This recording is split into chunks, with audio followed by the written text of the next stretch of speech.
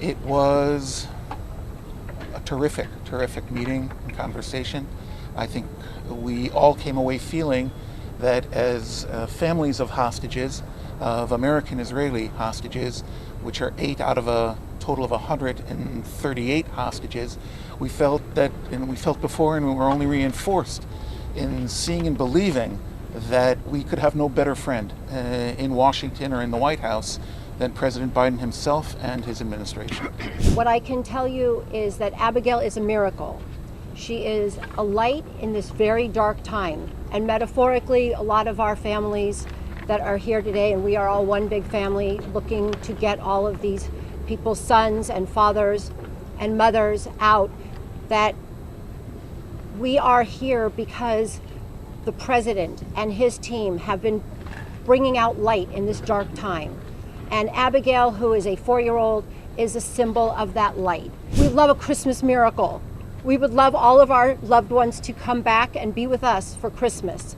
So when you talk about the Pope, our hope is that he and others like himself will influence these people in the Middle East that are all actors in this part of getting these hostages out. Since a day or two after the massacre on October 7th and the mass hostage taking by Hamas, we all began to be contacted by representatives of the United States government, the embassy in Israel, State Department, Secretary Blinken, and within just a few short days, President Biden was on a video call with us. And since that time, we've been in frequent and very transparent contact with administration officials, and we've also really benefited, I think, and most importantly, our sons, daughters, fathers, sisters, brothers, mothers have also really seen how, in a very divided time, members of Congress, members of the Senate, from wall to wall, have shown solidarity with us.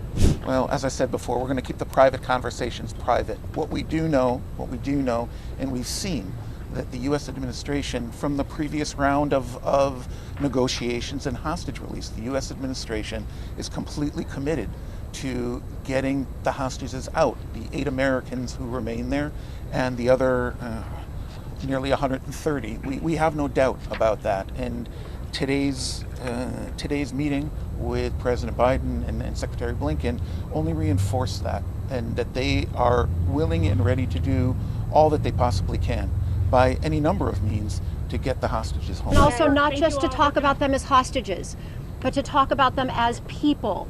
And that is what the President and Secretary Blinken understand, is that they're just not numbers and they're just not faces. They are sons. They are sons, they are grandparents, they are mothers. And that is what the President and his team understand.